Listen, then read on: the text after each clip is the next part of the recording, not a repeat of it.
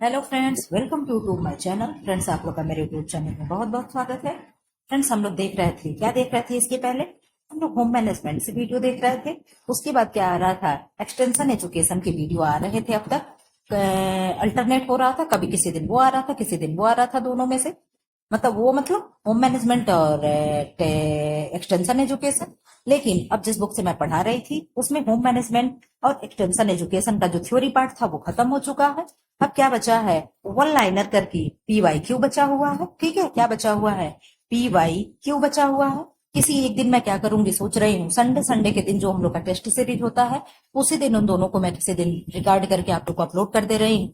अब हम लोग फिर से टेक्सटाइल पे आ गए हैं। टेक्सटाइल का 2 पार्ट अपलोड कर चुके हैं, अब ये 3rd पार्ट है। मैं कमेंट बॉक्स में आप लोगों को क्या करूंगी, लिंक दे दूंगी। जो लोग ना देखे हो पीछे के 2 पार्ट उसे देख ले।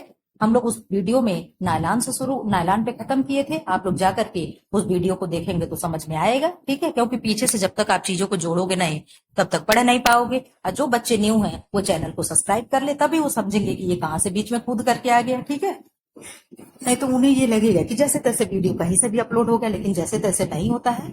सब कुछ हमारे यहाँ कंटिन्यूटी चलती, जैसे पेड क्लास में आपको चीजें दी जाती हैं, यहाँ पे क्या है, पेड क्लास जैसे ही आपको पढ़ाया जाता है। 1 रुपए की फीस नहीं है, बदले में सिर्फ लाइक है, शेयर है और सब्सक्राइब है। इससे ज्यादा आपसे मुझे कुछ नहीं चाहिए। कमेंट बॉक्स में चाहो तो कुछ सुझाव दे सकते हो कि मैम ऐसे करिए, ये टॉपिक लाइए, ये सब्जेक्ट लाइए। आप इसके लिए स्वतंत्र हो। फिलहाल हम लोग अपनी क्लास को शुरू करते हैं। क्या है, नायलॉन फाइबर हम लोग देखेंगे। ये नायलॉन का स्ट्रक्चर है। इधर आ जाओ आप लोग। नायलॉन को जादुई रेशा या सुगम जीवन रेशा भी कहा जाता है। नायलॉन रेशा के पॉलीमर को 6 कहा जाता है, 6 पॉलीमर। शब्द नायलॉन का प्रयोग सर्वप्रथम 1938 में किया गया था। आप लोग को मैं बस इतनी सी चीजें नायलॉन में नहीं, इसके पहले वाले वीडियो में नायलॉन के बारे में पढ़ा दिया गया है। ठीक है, इधर आ जाओ आप। खनिज रेशे एवं पॉलीमर रेशे। प्रकृति में ऐसे खनिज पदार्थ एवं धातु पाए जाते हैं। थोड़ा सा और जूम मैं कर सकती हूँ, जिन्हें विभिन्न प्रक्रियाओं द्वारा गलाकर, खींचकर, बटकर यानी ऐंठ करके, अरे मतलब बिन करके, ठीक है, और ऐंठन देकर रेशे तैयार किए जाते हैं। सोने, चांदी, तांबे आदि धातु को गलाकर, खींचकर, ऐंठन देकर सूक्ष्म, कोमल व लचीले रेशे तैयार किए जाते हैं। खनिज रेशों से बने वस्त्र भारी होते हैं। इन्हें धोना व स्वच्छ रखना भी एक समस्या हो जाती है। एस्बेस्टॉस का प्रयोग अग्नि अवरोधक वस्त्र बनाने के लिए किया जाता है। जो फायर ब्रिगेड में काम करते हैं लोग, वो लोग क्या है, इस बने वस्त्र को धारण करते हैं। पॉलिएस्टर क्या है, पॉलिएस्टर का रेशा बनाने की विधि नायलॉन के समान ही होती है। इसके निर्माण हेतु डाई कार्बोक्सिल अम्ल व डाई हाइड्रिक एल्कोहल की क्रिया कराई जाती है, जिससे ये दोनों पदार्थ पॉलिमराइज्ड होकर पॉलिमराइजिंग पात्र द्वारा रिबन के आकार में निष्कासित होते हैं। रिबन के आकार में निष्कासित होते हैं। रिबन को चिप्स के आकार में काटकर एक होपर में भेजा जाता है। यहाँ से 2 मेल्ट स्पिनिंग टैंक में मिश्रित करने हेतु डाला जाता है। ठीक है, इस प्रकार प्राप्त गर्म घोल को हवा के संपर्क के साथ स्पिनरेट के छिद्रों द्वारा प्रवाहित किया जाता है। प्राप्त रेशों को गर्म अवस्था में ही खींचकर मजबूत व वांछित व्यास का धागा प्राप्त किया जाता है। आप लोग अगर होम साइंस पढ़ रहे हो, ये तो हो नहीं सकता कि आप लोग स्पिनरेट ना देखे हो। जैसे हम लोग के घर में शामर लगे होते हैं, ऐसे ही कुछ होता है स्पिनरेट। इसमें ऐसे छेद सेवैयां बनाने की मशीन कितने लोगों ने देखा है? आप लोग हाथ खड़ा कर दो कि मैम हमने देखा है। यही सेवैयां बनाने की मशीन जो होती है, ऐसे स्पिनरेट होता है। ठीक है, आप लोग जो भी लोग नए हो, आप लोग जान लो, इस क्लास में इस चैनल पे 10 मिनट का एक सीरीज चलता है। नाम है केवल 10 मिनट का। कभी कभी 12 मिनट होता है, कभी 13 मिनट होता है, कभी 7 या 8 मिनट भी हो जाता है। और एक एक टॉपिक हम लोग पढ़ते हैं। उस पे क्या हो चुका है, लूम यानी करगा हो चुका है, सिलाई मशीन हो चुकी है, और क्या हो चुका है, अनौपचारिक वो क्या है, पेन पेंसिल हो चुका है। ये सारी चीजें हम टॉपिक वाइज उस पर क्लियर कराते हैं। बहुत ही विस्तार से उसमें अपलोड होता है। जो लोग ना देखे हो जा करके देख ले। या आप लोग कहोगे तो मैं प्लेलिस्ट में क्या करूंगी, प्लेलिस्ट का लिंक मैं इस चैनल के नीचे दे दूंगी, वीडियो के नीचे डिस्क्रिप्शन बॉक्स में दे दूंगी। ठीक है, सूत या सूत्र यानी यार्न निर्माण एवं कताई। वस्त्र निर्माण की प्रारंभिक प्रक्रिया या आधार क्या है? इकाई, तंतु, सूत्र या सूत्र यानी यार्न होता है। आप लोग अगर ईमानदारी से तैयारी कर रहे हो तो मैं आप लोगों को यही सजेशन करूंगी कि आप लोग जब भी पढ़े चीजें तो इंग्लिश में पढ़ें। इंग्लिश में केवल एक नाम यार्न देकर किनारे हो गया। यहाँ पे क्या है, तंतु है, सूत है, सूत्र है, तमाम चीजें हैं, ठीक है। लेकिन आप एक इंग्लिश का अगर शब्द याद कर लेते हो सूत्र, तो आप जान जाओ यार्न, तो आप समझ जाओगे किसको यार्न और किसको सूत्र, किसको सूत्र कहा जा रहा है, ठीक है। परिभाषा क्या है, हॉलिन्स, हैडलर और लैंगफोर्ड ने अपनी पुस्तक टेक्सटाइल में सूत्र की परिभाषा इस प्रकार दी है। सूत्र तंतुओं के एकत्रीकरण का सामान्य नाम है जो कि आपस में दबाए या गूंथे जाते हैं। कताई यानी स्पिनिंग, तंतु से सूत्र निर्माण जिस विधि से होता है उसे हम कताई कहते हैं। तंतु होगा, फिर सूत्र, सूत या धागा, फिर वस्त्र बनेगा, फिर वस्त्र से क्या होगा, पहनने योग्य वस्त्र बनता है, ठीक है। कोलियर ने अपनी पुस्तक ए हैंडबुक ऑफ टेक्सटाइल में कताई की परिभाषा इस प्रकार दी है। कताई के अंतर्गत तंतु अन्य पदार्थों को खींचकर और आपस में ऐड कर बनाए हुए लघु एवं दीर्घ तंतुओं को एक साथ आपस में जोड़कर सूत्र यानी धागा बनाया जाता है। नोट लगाकर क्या दिया हुआ है, वस्त्र निर्माण की पहली प्रक्रिया में तंतु की कताई आती है, ठीक है। यानी अगर हम वस्त्र निर्माण करने जा रहे हैं तो फर्स्ट स्टेज क्या होगा, पहली सीढ़ी क्या होगी, तंतु की इकाई ही आती है। वस्त्र निर्माण में क्या है, तंतु की कताई आती है, ठीक है। कताई से सूत बनाने की विधि क्या है, सूत निर्माण के लिए विशेषतः दो प्रकार की प्रक्रियाएं प्रयुक्त की जाती हैं। नंबर 1, पहली प्रक्रिया क्या है, प्राकृतिक वर्ग की रेशों व छोटे छोटे रेशों को बांटकर लंबे धागों का निर्माण करते हैं। द्वितीय प्रक्रिया यानी सेकेंड स्टेप क्या है, कृत्रिम वर्ग की रेशों पर पॉलीमर के घोल को स्पिनरेट की बारीक छिद्र से होकर गुजारा जाता है। अगर आप लोग कहोगे तो मैं नेक्स्ट पार्ट में जो इसका फोर्थ पार्ट आएगा मैं उसमें स्पिनरेट ला करके आपको दिखा सकती हूँ। चलिए ठीक है, ओके, मैं दिखा दूंगी। आप लोगों ने कह दिया, मैं दिखा दूंगी। बारीक छिद्र से होकर गुजारा जाता है जिससे लंबा व अविरल लंबाई का धागा प्राप्त होता है। कताई से सूत्र बनाने की विधियां निम्नलिखित है। कौन सी विधियां हैं, धुनाइयां यानी कार्डिंग। कार्डिंग की प्रक्रिया द्वारा तंतुओं की अशुद्धियों को अलग किया जाता है। तंतुओं को सीधा व समानांतर किया जाता है, इनकी पूनियां बनाई जाती हैं। फिर क्या करते हैं, कार्डिंग के बाद जस्ट लगे कंघी आती है यानी कॉम्बिंग आता है, ठीक है। इस प्रक्रिया से छोटे रेशे छटकर अलग हो जाते हैं, वह लंबे रेशे और भी सीधे व समानांतर हो जाते हैं। हम लोग अपने बालों में कॉम्ब करते हैं, कंघी करते हैं तो क्या होता है, जो बाल टूटे होते हैं, छोटे होते हैं, झड़ करके निकल जाते हैं, फंसे होते हैं, और जो बाल उलझे होते हैं क्या होते हैं, बराबर और समानांतर हो जाता है। सेम यही प्रक्रिया क्या होता है, धागे के भी साथ होता है, खींच कर निकालना जिसे हम लोग ड्राइंग आउट कहते हैं। बड़े व छोटे तंतुओं को अलग करने की प्रक्रिया ही खींच कर निकालना कहलाता है। इस प्रक्रिया द्वारा लंबे तंतु छोटे तंतुओं से अलग हो जाते हैं। लंबे तंतु उच्च कोटि के बहुमूल्य वस्त्र बनाने में तथा छोटे तंतु आपस में बटकर व काटकर निम्न श्रेणी के वस्त्र बनाने में प्रयुक्त किए जाते हैं। घुमाव देना यानी रोविंग करना। उपरोक्त विधि से खींच कर निकाले हुए धागे पर कुछ घुमाव देकर हल्की सी बटाई की जाती है। अब तक जो तंतु आपस में समानांतर दिखाई देते थे वह धागे एक दूसरे के समीप आकर संगठित हो जाते हैं, ठीक है। कताई यानी स्पिनिंग क्या है, यह सबसे अंतिम प्रक्रिया होती है। कताई द्वारा धागा निर्माण की क्रिया की जाती है।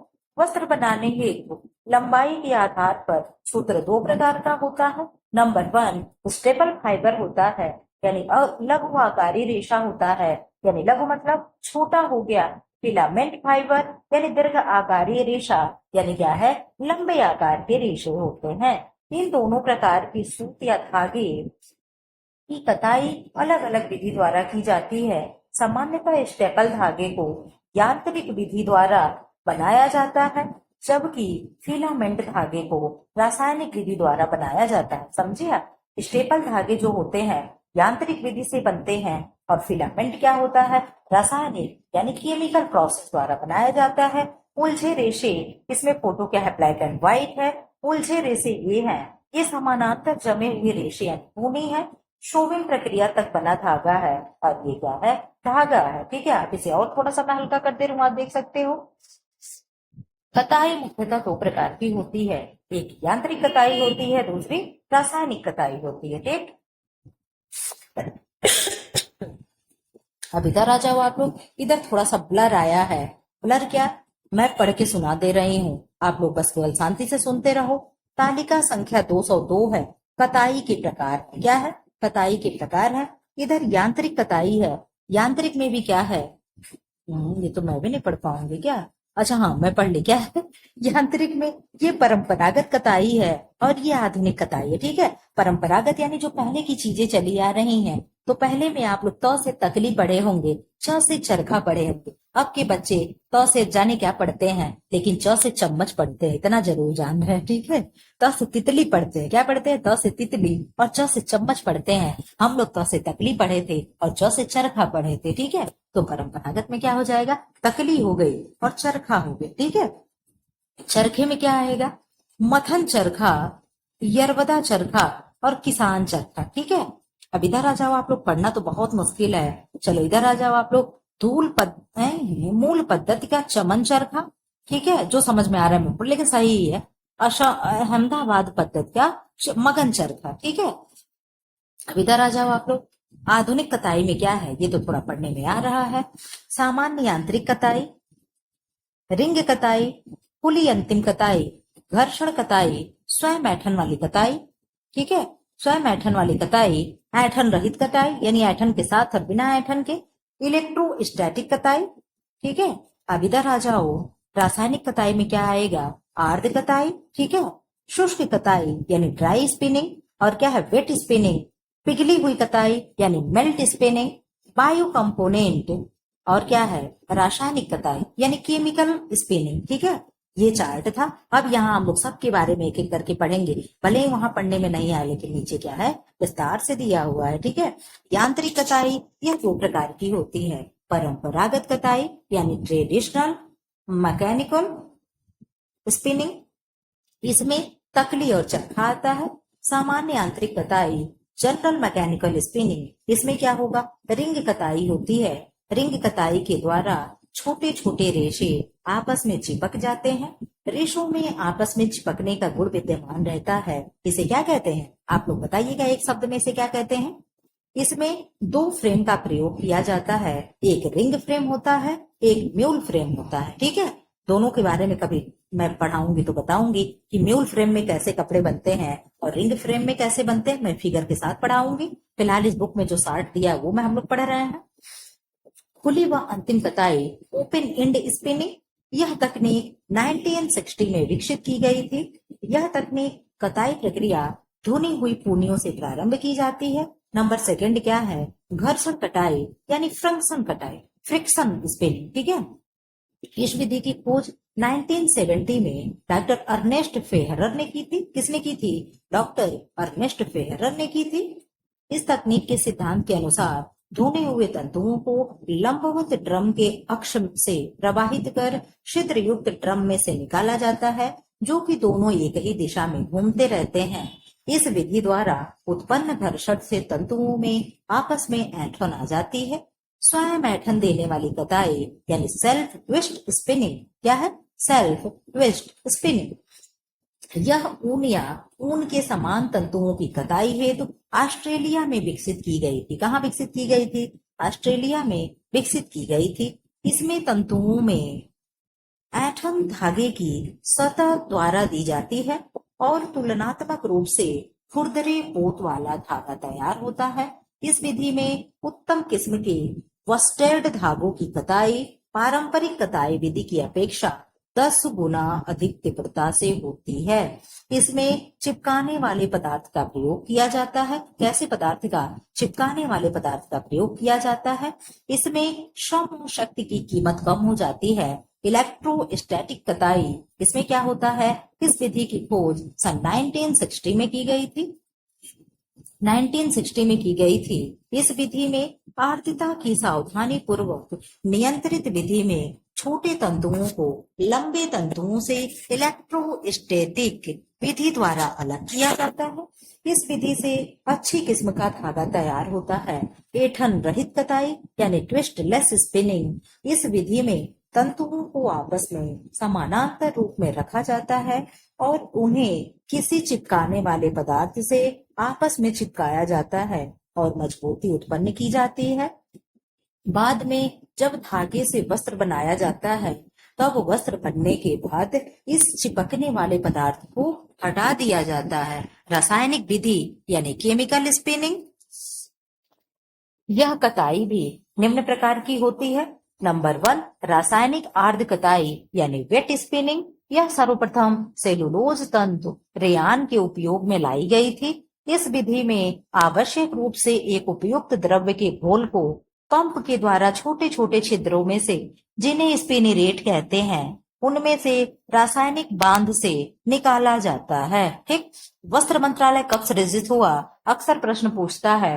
वस्त्र मंत्रालय नवंबर 1985 में सृजित किया गया था। ASTM का पूर्ण रूप क्या है? American society for testing materials. क्या है? American society for testing materials. ठीक है।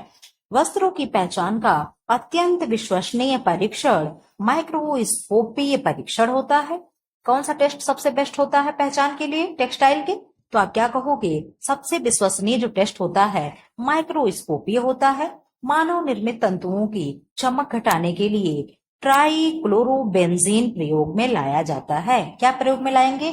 ट्राइक्लोरीन बेंजीन, जिसे क्या कहते हैं? टेट्राक्लोरीन भी कहते हैं, प्रयोग में लाते हैं। अवशोषकता छिद्रों द्वारा द्रव को अवशोषित एवं ग्रहण करना। अभी मुझे याद आ गया, आप लोगों का जो 10 मिनट का सीरीज चल रहा है उसमें अब मैंने क्या अपलोड किया है, उसमें वस्त्रों का पहचान कैसे बर्निंग द्वारा यानी दहन प्रक्रिया द्वारा कैसे टेस्ट होता है, यानी किसकी लौ पीली निकलेगी, किसकी लौ नीली निकलेगी, किसकी स्मेल से अजवाइन की स्मेल आती है, किससे मीठी गंध आती है और किससे कागज की गंध आएगी, किसके जलने से बाल की गंध आएगी, ये मैंने अपलोड कर दिया है। जो लोग ना देखे हो जाकर के फटाफट देख लो, कमेंट बॉक्स में कमेंट करें कि कैसा लगा वीडियो। ठीक है, इधर आ जाओ आप लोग। इससे तंतु निकलते हैं, इसके बाद इसे खींचा जाता है, यानी स्पिनिरेट की प्रक्रिया बता रहा है कैसे। मैं आप लोगों को इसके बाद जो नेक्स्ट वीडियो लेकर आऊंगी मैं पक्का आप लोग को स्पिनिरेट दिखाऊंगी। शुष्क कताई जिसे ड्राई स्पिनिंग कहते हैं, इसका उपयोग एसीटेट रेयान के निर्माण में किया जाता है। इस प्रक्रिया में प्रयुक्त द्रव के घोल की पंप द्वारा स्पिनिरेट में से हवा के चैम्बर में भेजा जाता है। जमने के बाद इस तंतु को खींचकर व ऐंठन देकर तगड़ी स्पूल में क्या होता है? लपेटा जाता है। पिघली हुई कताई जिसे मेल्ट स्पिनिंग कहते हैं, इसका उपयोग पॉलिएस्टर बनाने में किया जाता है। इस विधि से प्राप्त धागे का सर्वोत्तम उदाहरण क्या है? नायलॉन है। क्या है? नायलॉन है।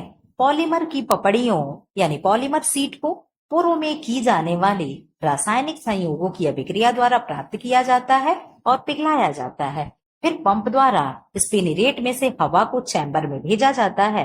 निकला हुआ तंतु ठंडा होकर ठोस हो जाता है तथा उससे लंबा धागा तैयार हो जाता है, जिसे खींचकर ऐंठन दी जाती है और लपेटा जाता है। ठीक है। बायो कंपोनेंट कताई, ये क्या होगा? बायो कंपोनेंट स्पिनिंग क्या होता है? इसमें एक पॉलीमर को दो विभिन्न प्रकार के स्पिनिरेट में से निकाला जाता है, जिसे बायो कंपोनेंट कताई कहा जाता है। इसमें भिन्न भिन्न प्रकार से कताई की जाती है। ठीक है। कैसा वीडियो लग रहा है कमेंट बॉक्स में जरूर कमेंट करिएगा। आर्द्र कताई किसके किसके लिए होती है? तो एक्रिलीन तथा रेयान के लिए आर्द्र कताई होती है, यानी वेट स्पिनिंग होती है। और शुष्क कताई यानी ड्राई स्पिनिंग किसके लिए होती है? तो एसीटेट और एक्रिलिक के लिए। अब कहोगे मैम यहाँ ये चीजें दे दिया, यहाँ ये चीजें दे दिया, जो बुक कह रहा वो हमें पढ़ना पड़ेगा। पिघली कताई यानी जिसे मेल्ट स्पिनिंग कहते हैं, नायलॉन तथा पॉलिएस्टर के लिए होता है। बायो कंपोनेंट कताई किसके लिए होगा? पॉलीमर की दो बार अलग अलग स्पिनिरेट के छिद्रों से निकालना होता है। ठीक है। कताई की प्रक्रिया क्या है? पहले कॉर्डिंग होगी, फिर कॉम्बिंग होगा, फिर ड्राइंग आउट होगा, फिर रोविंग होगा, फिर स्पिनिंग होगी। ठीक है, आप इसको हिंदी में भी पढ़ लो। धुनाई होगा, कंघी करना होगा, खींच कर निकालना होगा, घुमाव देना होगा, फिर कताई करनी होगी। क्या होगी? Carding, then combing, then drawing out, then roving, then spinning. ठीक है, तो आप क्या करोगे?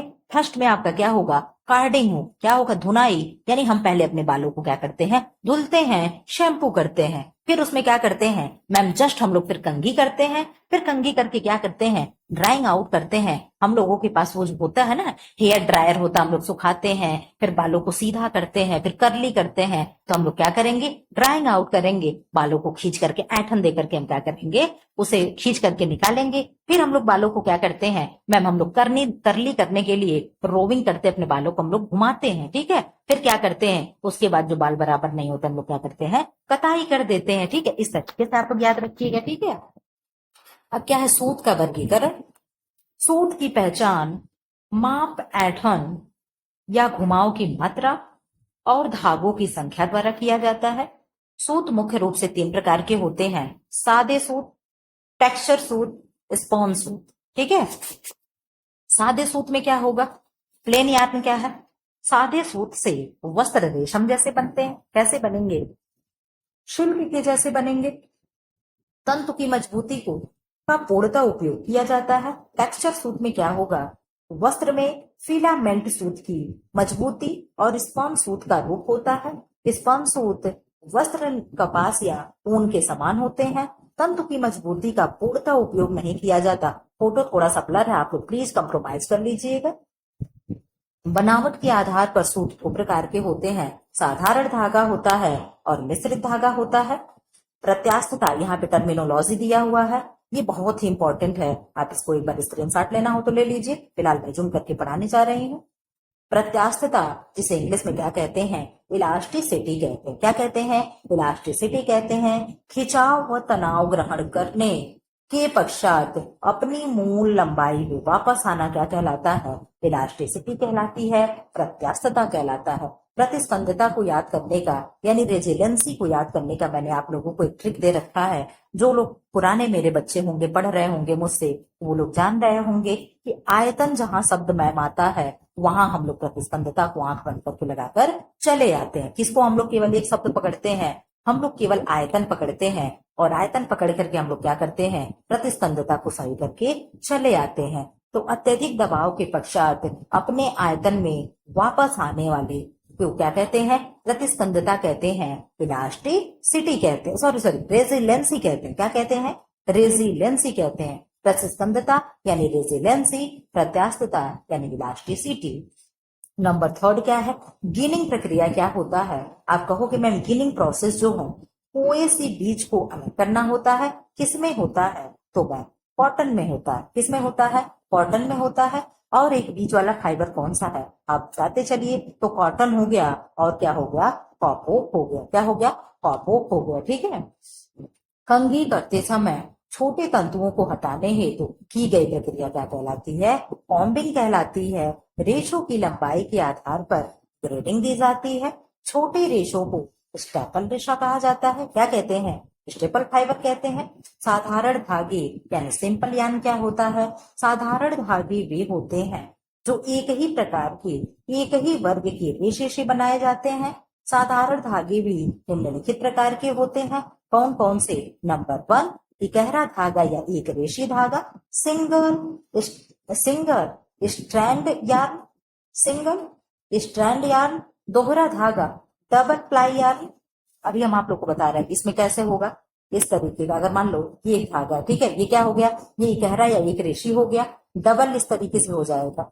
ये यहाँ पे है, अभी मैं बता रही हूँ, ये यहाँ पे एक मैंने और बना दिया। ठीक है, ये एक और बना दिया, और इन दोनों के, इधर आ जाओ तो, इन दोनों के सहयोग से ये दोनों क्या हो गया? आपस में ऐसे बनाकर फिर नीचे लेकर चले आए। ऐसे देखिए, एक इधर से, एक इधर से। ठीक है, और ये दोनों आपस में ऐसे बनाते, ये क्या हो गया? इस तरीके का होता है। ठीक है, ये क्या हो गया? डबल प्लाई यार्न हो गया। ठीक है, और क्या है? बहुरेशीय धागा या बहुभांज धागा, यानी मल्टीपल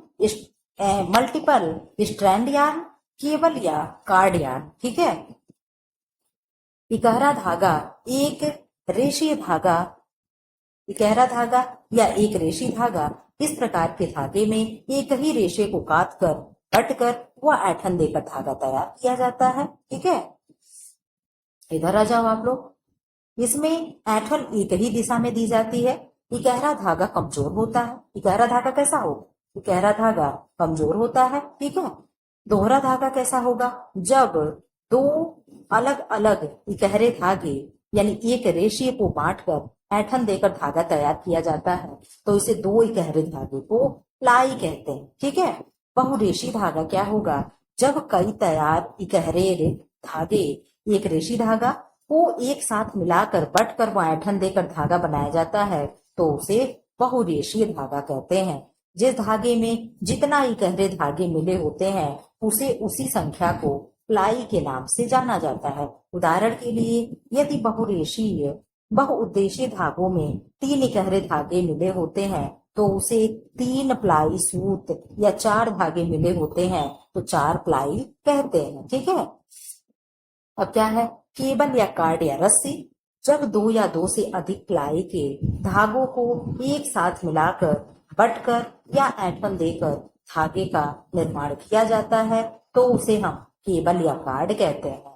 सिलाई करने के धागे व रस्सी इसी के वर्ग में आते हैं। मिश्रित धागा क्या है? विभिन्न वर्गों के रेशों को एक साथ मिलाकर काट कर बटकर ऐठन देकर विभिन्न प्रकार के धागे बनाए जाते हैं तो इन्हें ही मिश्रित धागे यानी कॉम्प्लेक्स यार्न कहते हैं।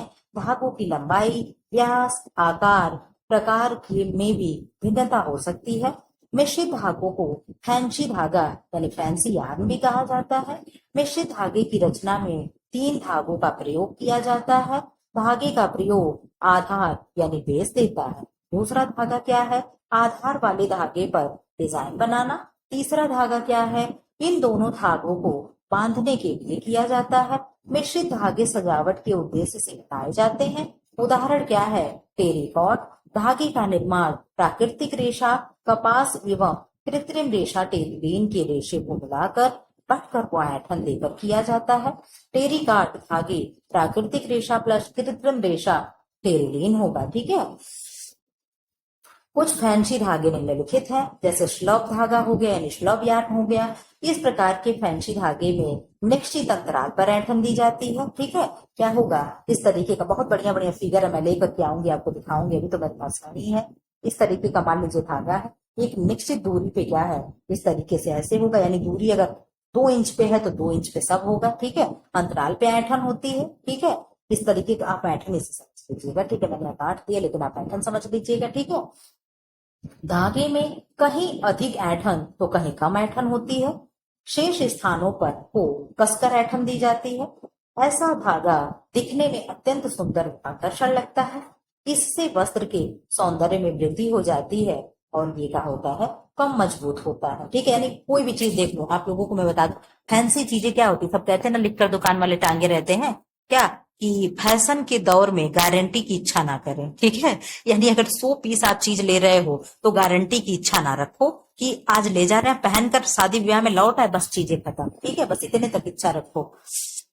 तो फ्लैग यार्न क्या है? फ्लैग धागा भी स्लब धागे का ही रूपांतरित एवं संशोधित रूप है। इसमें एक धागा कम बटा हुआ अथवा दूसरा धागा बिना बटा हुआ रहता है।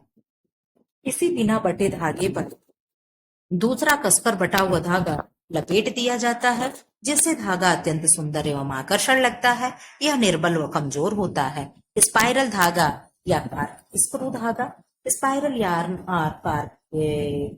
स्क्रू यार्न 2 या 2 से अधिक प्लाई वाले धागों को एक साथ मिलाकर इस प्रकार के धागों का निर्माण किया जाता है। ठीक है, आपको किधर आ जाओ, रेटाइन या रेटीने धागा। ठीक है, रेटाइन इसको पढ़ेंगे या रेटीने यार्न। यह धागा काफी प्रचलित है। वस्त्र उद्योग में इसका अधिक उपयोग किया जाता है। थोड़ा सा ब्लर है, आप लोग कंप्रोमाइज कर लीजिएगा प्लीज।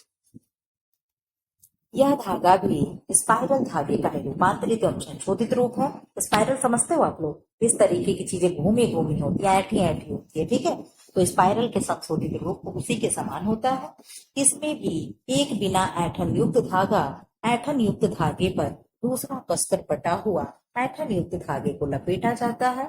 इस धागे का निर्माण करते समय बीच बीच में फंदे क्या होते हैं, छोड़ दिए जाते हैं। इन फंदे को तीसरे धागे में बांधा जाता है। लूप क्या है? लूप या कुंडली नुमा या बाउल स्ले धागा, ठीक है। आप लोग इन सारे का नाम नोट करके और नेट पे डाल करके इनका फिगर एक बार जरूर देख लीजिएगा। अगर मुझे टाइम मिलेगा तो मैं जरूर दिखा दूंगी। कोई भी चीजें जब सामने देखो ना तो वो चीजें हमारे आंखों के सामने, हमारे माइंड पे क्या होती है, देर तक छपी होती है, ठीक है। तो चित्र देखकर पढ़ने से हम लोग को ज्यादा जल्दी से याद होता है। अगर आप लोग देख लोगे तो ठीक है, नहीं तो मैं खुद सर्च करके लाके आप लोगों को दिखा दूंगी, ठीक है। बुक में है ना तो ब्लैक एंड व्हाइट है, वो मजा नहीं आ रहा देखने में। जो कलरफुल रहे ना वो अच्छा लगता है देखने में। इस प्रकार के फैंसी धागे भी दो या दो से अधिक धागों को मिलाकर खिंचाव देकर बनाए जाते हैं। इसमें एक धागे को आधार यानी वेश के रूप में प्रयोग किया जाता है। दूसरे धागे से निश्चित दूरी पर विभिन्न आकार के फंदे या लूप बनाए जाते हैं। लूप बने होने के कारण वस्त्र आकर्षक दिखता है। कैसा दिखेगा? वस्त्र आकर्षक दिखता है। गांठ वाला या धब्बे वाला धागा नॉट आर स्पॉट यार्न, ये क्या होगा? इस प्रकार के धागे के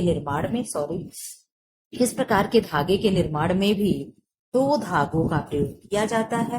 दूसरे धागे को पहले धागे पर ही निश्चित अंतराल पर एक ही स्थान पर देर तक लपेटते जाते हैं। शेष स्थानों पर धागे को दूर दूर लपेटा जाता है। इन गांठों को विभिन्न रंगों के धागों से तथा विभिन्न आकार में बनाया जाता है। कभी कभी गांठें छोटी होने के कारण धब्बे का भ्रम देती हैं, ठीक है, होता नहीं बट क्या है, भ्रम देती हैं। ग्रेंडेल धागा, जिन्हें क्या कहते हैं, ग्रेंडेल धागा, जब दो या दो से अधिक रंगों के धागों को एक साथ मिलाकर बटकर या ऐंठन देकर धागा तैयार किया जाता है तो उसे ग्रेंडेल धागा कहते हैं। ये धागे भी अत्यंत सुंदर व आकर्षक दिखते हैं। एक समय था इस तरीके के ऊन मिलते थे, ठीक है, वो हम लोग ऊन खरीद करके लाते थे स्वेटर वगैरह बनाने के लिए। तो वो कई तरीके उसमें क्या छोटे छोटे हल्के हल्के मिक्स क्या होता था, ऊन में ऐसे लगा होता था। आप लोग भी देखे होंगे, अगर याद हो उसको बताइएगा। स्ट्रेच यार्न कृत्रिम विधि से तैयार किए जाते हैं। इन धागों में यह विशेषता होती है कि खींचने पर ये धागे फैल जाते हैं, जैसे कि इसके नाम से ही है स्ट्रेचेबल, यानी स्ट्रेच हो जा रहा है, फैल जा रहा है, तथा छोड़ देने पर पुनः यह शीघ्रता से अपनी पूर्व आकृति को प्राप्त कर ले रहे हैं। अब यहाँ देख लो, पूर्व आकृति आ गया। आप बता दोगे किसकी बात हो रही है, तो आप कहोगे मैम रेजिलियंसी की बात हो रही है। पूर्व आयतन अपनी प्राप्त कौन करता है? रेजिलियंसी करता है, यानी प्रत्यास्थता करता है, ठीक है। प्रत्यास्थता की प्रतिस्पंदता मुझे कमेंट बॉक्स में कमेंट करिएगा। इन्हें ताप सुरम्य धागे भी कहते हैं। बनावटी धागा या टेक्सचर्ड यार्न, बनावटी धागा या टेक्सचर्ड धागा स्ट्रेच धागे का ही उन्नत एवं संशोधित रूप है। इसमें उत्तम गुणवत्ता लाई जाती है। यह प्रायः नायलॉन की धागे से बनाई जाती है। एक सेकंड आप लोग दे देखिए, मुझे 5 बज गया क्या? अगर 5 बज गया हो, अभी नहीं टाइम है, आप लोग जा करके तुरंत 5 बजे वाला वीडियो छोड़ दीजिए। उसके बाद आप जा करके क्या करेंगे, आप वहां पे वीडियो देख लेंगे। कौन सा? 10 मिनट वाला। मैं आप लोग को टाइम याद दिला दे रही हूँ कि आज 5 बजेगा, तो आपको क्या करना है, 10 मिनट वाला टेस्ट सीरीज देखना है, ठीक है। अभी तो 10:40 पे आप लोग का क्लास चल रहा है। 2 बजे 2 टाइम आप लोग का क्लास आता है, एक तो 10:40 पे आता है, ठीक, और एक कब आता है, शाम को 5 बजे आता है, ठीक है। तो ये 2 टाइम आप लोग याद कर लो। एक शॉर्ट्स वीडियो अपलोड होता है। कौन सा वीडियो अपलोड होता है? शॉर्ट्स अपलोड होता है, वो भी जानकारी के लिए होता है। करंट से जुड़ा मुद्दा होता है, अक्सर डेज वाला होता है, और डेज आपके लिए भी इम्पोर्टेंट होता है। उसे भी आप 2 मिनट का चाहे तो समय निकाल करके 40 सेकंड का उसे पहुंच करके उसमें बहुत सी जानकारी रहती है, आप देख सकते हैं। तो मेरे चैनल द्वारा पर डे 3 वीडियो अपलोड होता है। 10:40 पे नहीं, पहले शॉर्ट्स अपलोड होता है। कब होता है? 8 से 9 बजे के बीच होता है। 8 से 9 नहीं, 8 से 9:30, ठीक है। 8 से 9:30 के बीच में शॉर्ट्स आता है। फिर 10:40 पे ये वाला वीडियो आप लोग का अपलोड होता है, जो आपके चैनल की जान है। फिर उसके बाद शाम को 5 PM पे क्या होता है, 10 मिनट का सीरीज अपलोड होता है, ठीक है। तो आप लोग टाइम याद कर लें और उस समय आकर के चैनल पे अपना विजिट करके देख सकते हैं। अगर चैनल को सब्सक्राइब ना किया तो सब्सक्राइब कर लें, विजिट करने की जरूरत ही नहीं है, आप लोग को नोटिफिकेशन पहुंच जाएगा। जो लोग टेलीग्राम से ना जुड़े हो टेलीग्राम से जुड़ जाए, मैं वहां लिंक क्या करती हूँ, प्रोवाइड करती रहती हूँ। फिर हम लोग अपने क्लास पे आ जाते, थोड़ा मूड भी फ्रेश हो गया, प्रचार कर लिए तो इधर आ जाओ आप लोग। तो अब यहाँ बॉक्स में क्या दिया हुआ है, कपास के धागे की लंबाई की इकाई 840 गज की लच्छी यानी हैक होती है। 840 गज को यार्ड के रूप में ही जाना जाता है। सूत से बुना प्लेन रेशा कैलिको कहलाता है। क्या कहलाएगा, कैलिको कहलाएगा। इंटरलेसिंग धागे तानों बानों में अपनाए गए प्रणाली या डिजाइन के अनुसार बुनाई का नाम रखा जाता है। डेनियर मैट्रिक काउंट धागा का नंबर देने की प्रत्यक्ष प्रणाली है। टेक्सचर्ड धागे के भी 3 प्रकार होते हैं। कौन कौन से, बनावटी सतह वाला, खींचा जाने वाला और क्या है, बृहद बनावटी वाला। ठीक है, इधर आ जाओ आप लोग। बनावटी सतह वाला धागा क्या है, टेक्सचर्ड सरफेस सेट यार्न। वस्त्र में सौंदर्य एवं आकर्षण लाने के लिए वस्त्रों की सतह को हीट सेट के द्वारा विभिन्न आकारों एवं आकृतियों को स्थिर कर दिया जाता है। ठीक है, एसीटेट रेयान एवं पॉलिएस्टर पर यह क्रिया अधिक की जाती है। खींचा जाने वाला धागा यानी स्ट्रिच टाइप यार्न, इस प्रकार के धागे में भार एवं खिंचाव दोनों ही होते हैं।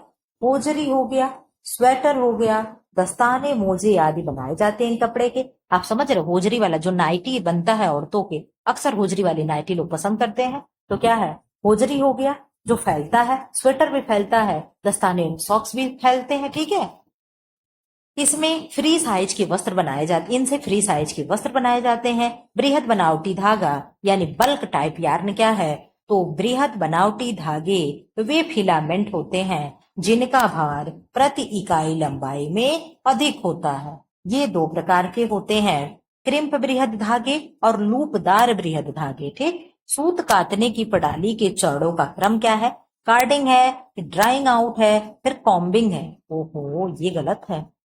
छड़ों का क्रम क्या क्या होगा, पहले तो होगा कार्डिंग, फिर होगा कॉम्बिंग, फिर रोइंग, ड्राइंग आउट होगा, फिर रोइंग होगा। यहाँ क्रम गलत दिया हुआ है, आप लोग इसे सुधार लीजिएगा। हम हमेशा कहते हैं पहले कार्डिंग होगा देन कॉम्बिंग होगा। ठीक है, तो नंबर 1 ये है, 2 ये है, 3 ये है, 4 ये है। ठीक है, 4 अपने जगह पे है, 2 और 3 का जगह मैंने चेंज कर दिया। आप लोग अपने हिसाब से इसे देख लीजिएगा। माइक्रो डेनियर एक डेनियर से कम के कपड़े के लिए प्रयुक्त होता है। क्रॉस लिंकेज व साइड चेन अधिकांशतः प्रोटीन रेशो में पाई जाती है। फिल्ट कपड़ा को नमदा कहते हैं, यानी एक के ऊपर एक कपड़े की परत को जमाया जाता है, फिर उठा करके एक जमाया गया, फिर उठाकर एक, फिर उठाकर एक, इस तरीके से जो ऐसे किया जाता है वो क्या होता है, फेल्ट या नमदा कहलाता है।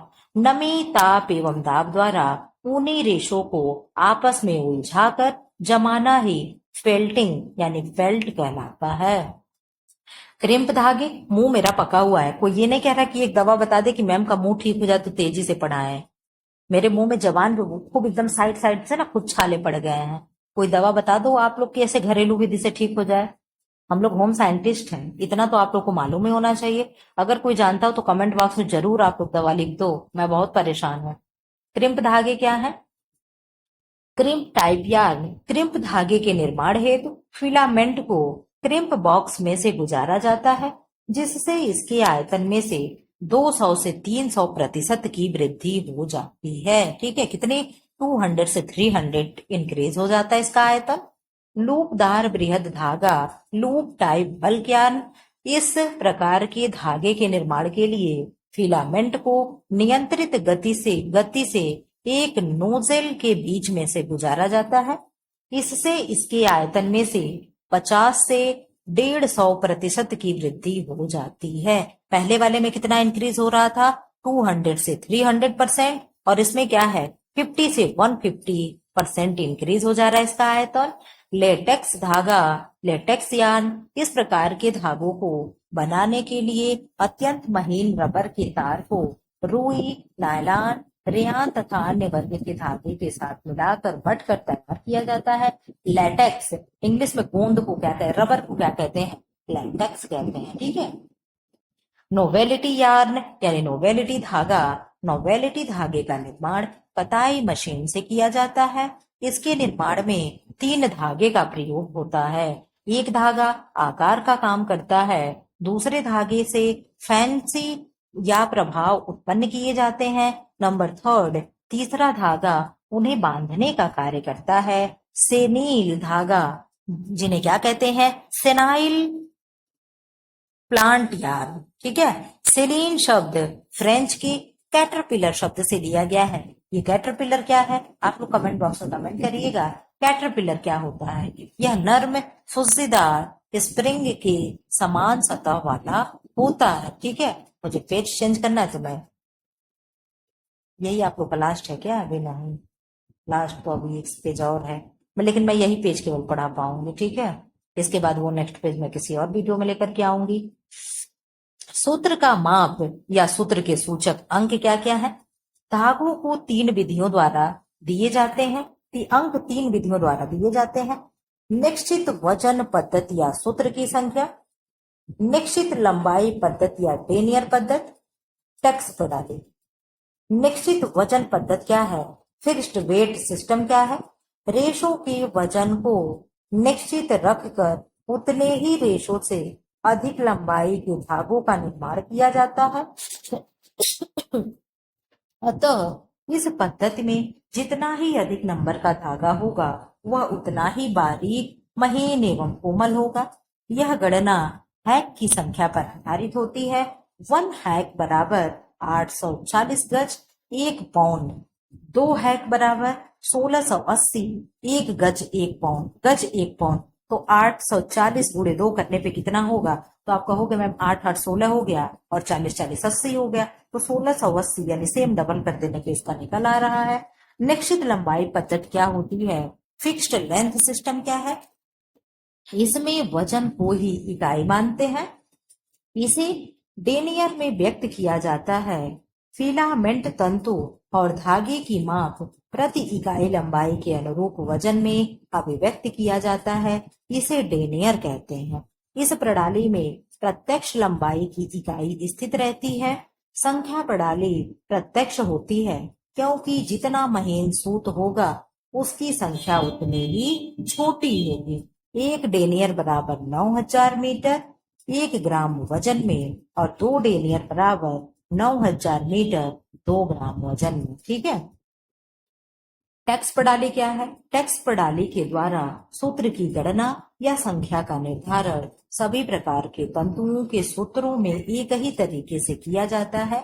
मैट्रिक इकाइयों का प्रयोग किया जाता है। यह प्रणाली अंतरराष्ट्रीय संगठन द्वारा पाई जाती है।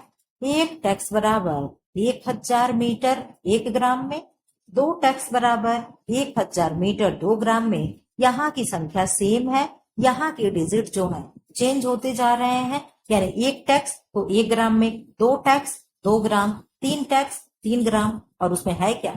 1000 सब में कॉमन है। धागे की ऐंठन ट्विस्ट ऑफ यार्न, रेशे लंबे हों अथवा छोटे, इन्हें ऐंठन देकर व पटकर ही धागा निर्माण का कार्य किया जाता है। वस्त्र की मजबूती, कार्य क्षमता, उत्कृष्टता, महीनता उसके धागे पर दी गई प्रति इंच की ऐंठन ट्विस्ट पर इंच, जिसे टीपीआई कहते हैं। क्या कहते हैं?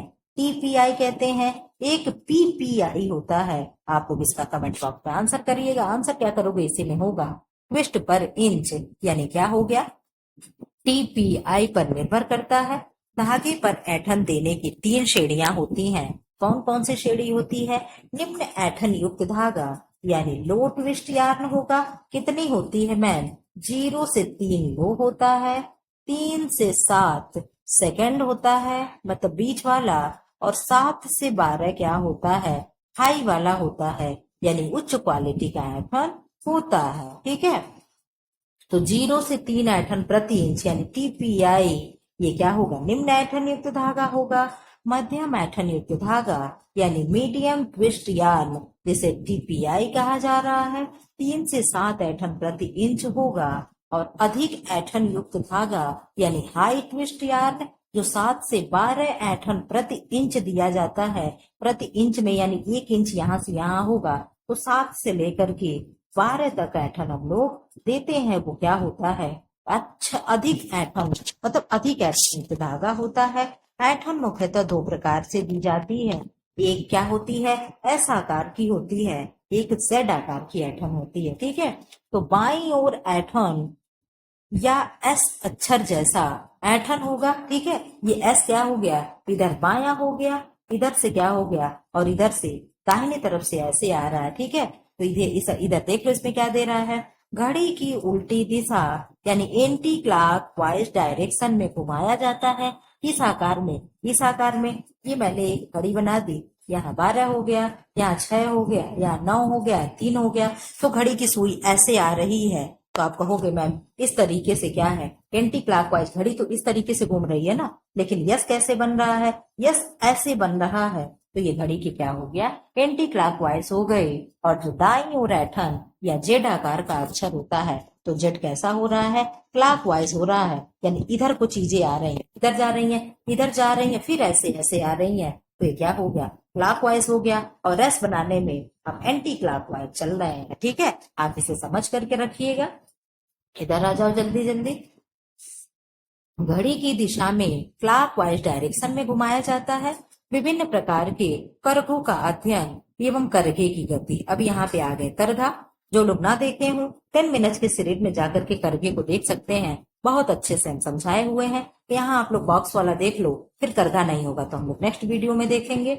मेरा मन नहीं करता है, ठीक है, तबीयत नहीं मेरी ठीक रह रही है, मुंह पका हुआ है, कोई दवा नहीं बता रहा है। सूखी कताई जिसे ड्राई स्पिनिंग कहते हैं, ड्राई स्पिनिंग से केसीडेट वस्त्र में तंतुओं का निर्माण होता है। अधिक ऐठन युक्त धागे में अधिक ऐठन यानी 7 से 12 ऐठन प्रति इंच होती है। हैरिंग बोन टाके का प्रयोग बॉर्डर बनाने के लिए किया जाता है। विल बुनाई से निर्मित वस्त्र अन्य बुनाई की अपेक्षा टिकाऊ होते हैं। इस बुनाई से निर्मित वस्त्र की सतह पर तिरछी धारियां दिखाई देती हैं। ठीक है, आप लोग यहाँ से रहने दो, करघा मैं नेक्स्ट पार्ट में करा दूंगी। ठीक है, फिलहाल आप लोग ऐसे चैनल पे बने रहें। जो लोग 10 मिनट वाली सीरीज ना देख रहे हो, वो लोग जा करके देख लें।